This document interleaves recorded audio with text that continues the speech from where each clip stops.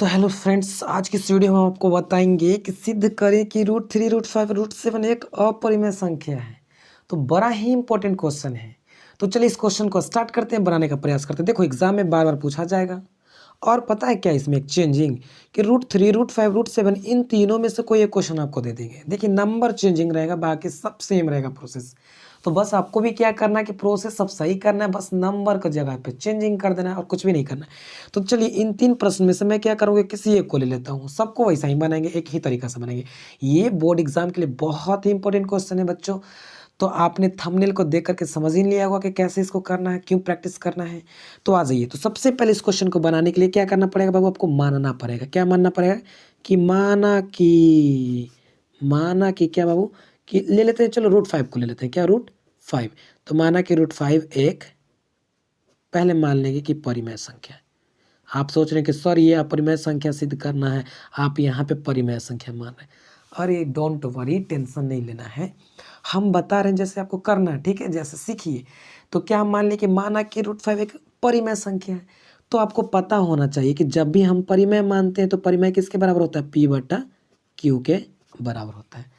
और जहाँ पे बाबू आपका Q नॉट इक्वल टू 0 होता है कि नहीं होता है? परिमेय संख्या का ये रूल है ना कि P/Q नॉट इक्वल टू 0, यानी P/Q है जहाँ Q नॉट इक्वल टू 0, यानी Q का वैल्यू 0 के बराबर नहीं आना चाहिए था, तो परिमेय संख्या फिर नहीं होगा। यहाँ तक मैंने कर दिया है, कोई दिक्कत? और यहाँ पे एक छोटा सा आपको प्रोसेस देखना, समझाने के लिए हम लिख रहे हैं, ठीक है, कि P और जो Q है ना बाबू, उसका जो HCF आएगा ना, क्या HCF 1 के बराबर नहीं आना चाहिए। यानी इसका जो P और Q का जो HCF है वो 1 के बराबर नहीं आना चाहिए। यानी कुछ भी आ जाए, कुछ कॉमन चीज़ आ जाए तो कॉमन आना चाहिए, लेकिन कुछ भी कॉमन आ जाए लेकिन एक नहीं होना चाहिए। अंडरस्टैंड? ये हम आपको आगे समझाएंगे, तब तक के इसको थोड़ा सा दिमाग में बैठा रखिएगा, ठीक है। अब देखो यहाँ तक हमने पहुँच गया, तो यहाँ से आपको क्या करना है कि दोनों तरफ वर्ग कर दीजिए, स्क्वायरिंग। तो लिखिएगा ना कि दोनों तरफ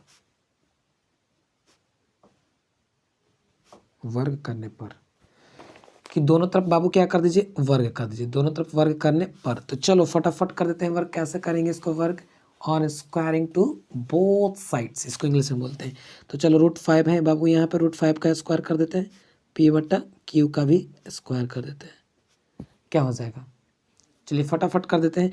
तो √5 का स्क्वायर कर देंगे तो सिर्फ 5 हो जाएगा, P का स्क्वायर करेंगे तो P स्क्वायर हो जाएगा, और Q का स्क्वायर करेंगे तो Q स्क्वायर हो जाएगा। यहाँ से क्या कर लीजिए, Q को इधर बैठा दीजिए और 5 को नीचे, क्रॉस मल्टीप्लिकेशन इसको बोलते हैं बाबू, ठीक है। तो यानी Q स्क्वायर बराबर क्या हो जाएगा? P²/5। अंडरस्टैंड? इतना समझ में आ रहा है? इसको आप क्या कर लीजिए बाबू, इक्वेशन फर्स्ट मान लीजिए, ठीक है। और यहाँ पे एक लाइन आपको छोटा सा लिखना है, वो पता है क्या लाइन लिखना है? लिखना है चूंकि, जैसे मैं बता रहा हूँ वैसे, चूंकि P² है जो 5 से डिवाइड है। यानी अगर P² का वैल्यू, यानी P का वैल्यू ले लेते हैं बाबू 5, तो 5 का स्क्वायर करेंगे तो 25, 25 जो कि 5 से कट जाएगा, हम मान लेते हैं थोड़ा देर के लिए। तो P भी 5 से कट जाएगा, कटेगा कि नहीं कटेगा? तो सेम वैसा ही लिखेंगे कि P² है, यानी P न लिख करके डायरेक्ट पहले लिखेंगे कि 5 P² को क्या करता है, 5 P² को विभाजित करता है, ठीक है। 5 जो P² को क्या करता है बाबू, विभाजित करता है। तो सेम सेम सेम उसी तरह से 5 है जो कि इसीलिए 5 है जो कि P को भी क्या करेगा, विभाजित करेगा। इसमें कोई डाउट है तो हमको पूछ लो अभी तुरंत कमेंट करके, विभाजित करेगा। नहीं समझे? अरे बाबू देखो यहाँ पे जो P² है ना, अगर P का वैल्यू हम ले लेते हैं 5, तो 5 है जो क्या है, 5 का स्क्वायर करेंगे तो 25, यानी 5 है जो 25 को विभाजित कर देता है। यानी 5 ले लेते हैं, 5 का क्या करना है, स्क्वायर लेना है, नीचे 5 है, तो 5 का स्क्वायर करेंगे तो कितना आ जाएगा बाबू, 25। तो 25/5, 5 का पारा 25 कट जा रहा है। तो बताओ 5 का पारा 5 नहीं कटेगा? ये वाला निश्चित है कि कटेगा। तो सेम वैसा ही अगर नहीं दिख रहा होगा तो थोड़ा ध्यान से देख लीजिएगा कि यानी यहाँ जो है P 5 से कट रहा है तो इसका स्क्वायर भी 5 से कट जाएगा। तो वही चीज़ यहाँ पे लिखे, 5 है जो P² को विभाजित करता है, तो 5 P को भी विभाजित करेगा। इतना जैसे ही लिख देंगे, उसके बाद हम क्या कर लेंगे, फिर मान लेंगे, लेट कर लेंगे कि माना कि देखो कैसे आपको याद करना है। माना कि जो यहाँ पे आपका बाबू, यहाँ पे क्या है, मान लेना थोड़ा देर के लिए कि यहाँ पे जो आपका पी स्क्वायर है यानी पी बटा 5 इसको ले करके मान लेना है कि एम, मान लेते हैं कि क्या बाबू आपका एम है। अंडरस्टैंड, समझ में आ रहा है? इसको सिर्फ आपको एम मान लेना है इस थोड़ा देर के लिए, कि चलो हम थोड़ा जूम कर दे रहे ताकि आपको पूरा पूरा दिखाई दे कि एम मान लिए। अब क्या कर दो, इनको दोनों तरफ से स्क्वायर कर दो, तो फिर लिख दो कि दोनों तरफ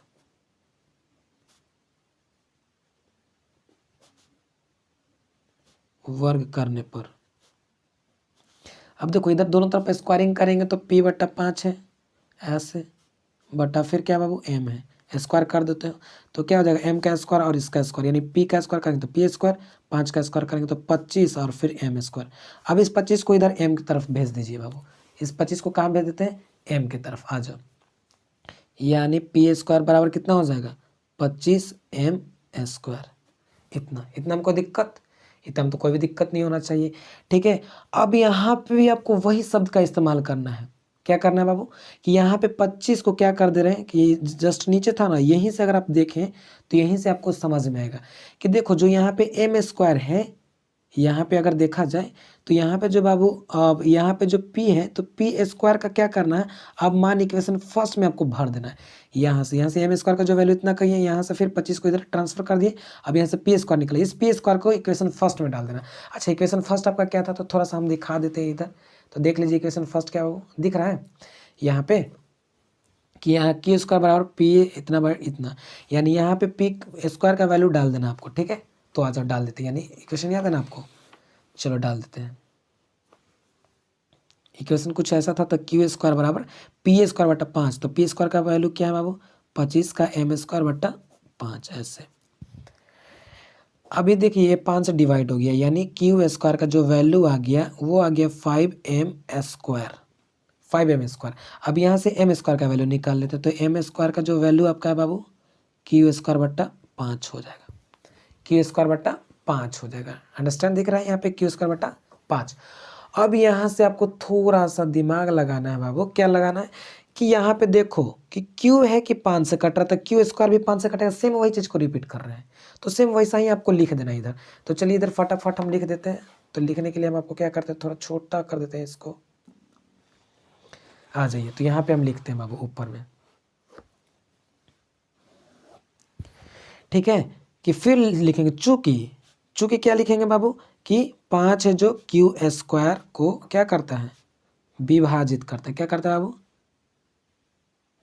विभाजित करता है। इसीलिए बाबू क्या 5 पी को क्यू को 5 क्यू को भी सेम वही प्रोसेस लिखना है, विभाजित करेगा। ठीक है, इतना लिख लिए।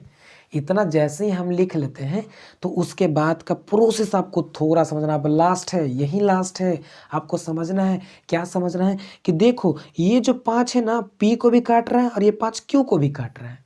हमने यहाँ पे देखा ना कि देखिए यहाँ पे जो ये 5 है ना बाबू, ये 5 p को भी काट रहा है और यहाँ पे जो 5 है कि q को भी काट रहा है।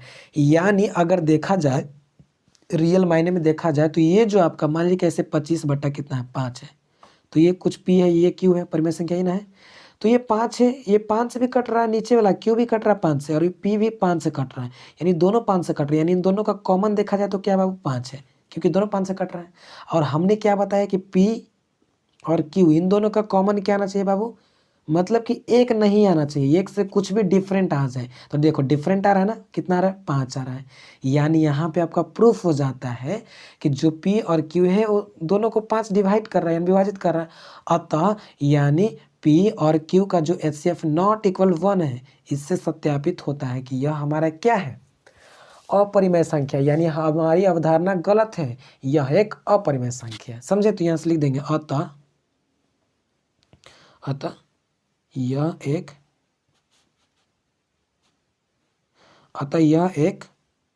क्या बाबू परिमेय संख्या, क्या परिमेय संख्या नहीं है, यह एक परिमेय संख्या नहीं है। तो क्या, तो यह एक अपरिमेय संख्या है।